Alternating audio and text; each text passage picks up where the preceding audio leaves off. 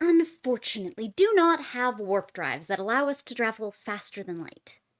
But if someone out there had warp drives, could we tell? Time to consult some theoretical warp physicists. Yes, theoretical warp drive physicist is a real job you can have, so never give up on your dreams, kid. And yes, if you're in this field, realistically, you are a Star Trek nerd. The most popular general formulation of warp drive was articulated by Mexican theoretical physicist Miguel Alcubierre in 1994, who worked the Einstein field equations from a solution for faster-than-light travel to identify how mass and energy would have to be distributed for that travel to be possible. Unsurprisingly, the answer is mass and energy would have to do some really weird things. Because we're talking about faster-than-light travel. Of course, things are getting weird. More specifically, though, we're talking about faster than light from the point of view of an observer.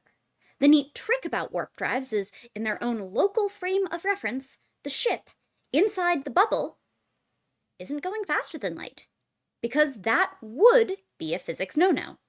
Instead, you warp space-time around you.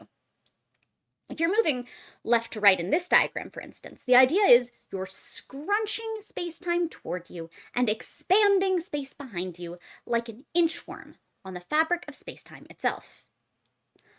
The downside, of course, is that warp drives of this model typically require matter with negative mass density, which, it's not really how normal matter works. Or you otherwise have to have some form of exotic matter that violates what's called the null energy condition. Now, null energy condition violations are not mathematically impossible or in violation of serious laws like conservation of momentum or energy, but it is, at present, a largely hypothetical state of matter, especially at human-relevant scales. But this paper asks in the Open Journal of Astrophysics if there were warp drives active out in space, would we be able to see evidence of a warp bubble when it collapsed?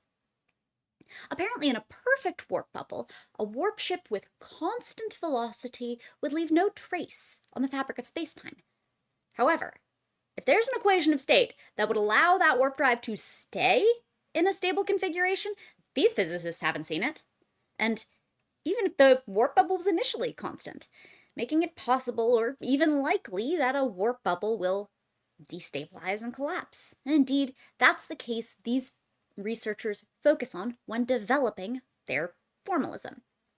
But when that destabilization happens, or even if the ship just accelerates or decelerates, there's a change in all the scrunching and expansion of spacetime that the warp drive made. Now it's not some perfect warp bubble and constant velocity, things that are invisible to an outside observer.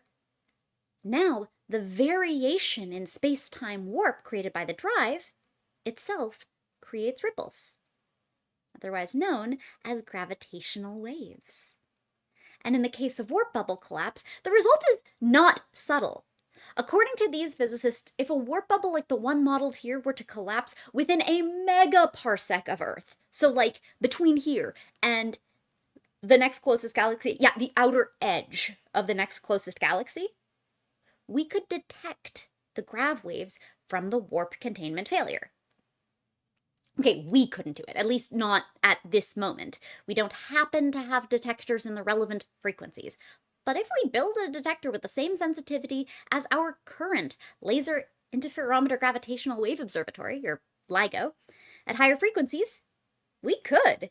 So even though we have absolutely no idea how to crack the exotic matter constraints that keep us from sweet, sweet faster-than-light travel, if some extraterrestrials out there have figured it out, we could still detect the gravitational evidence.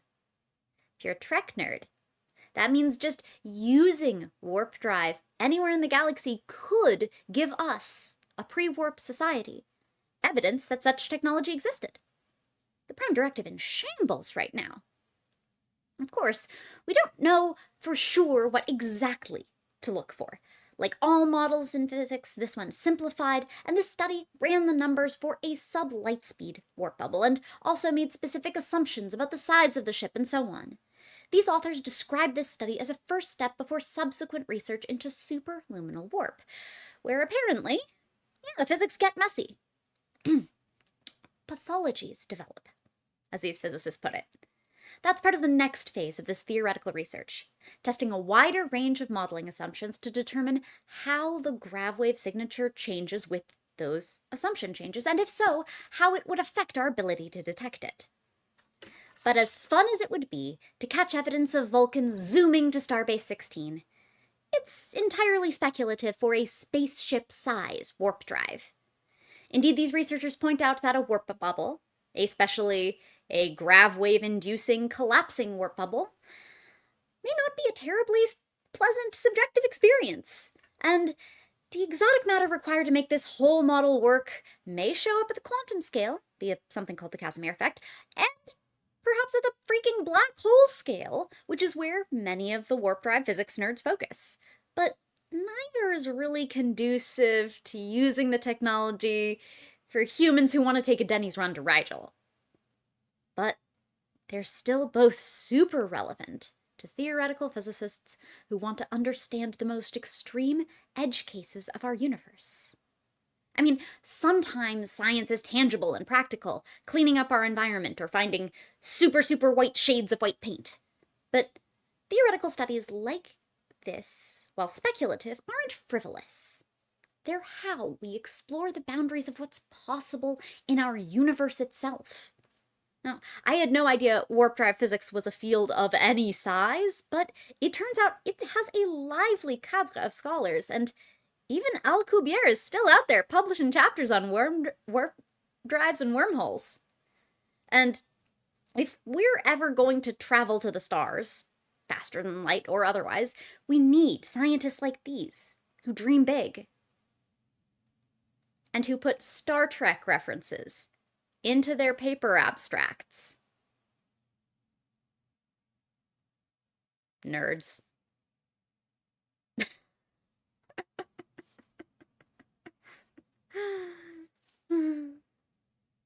Imagine being a nerd.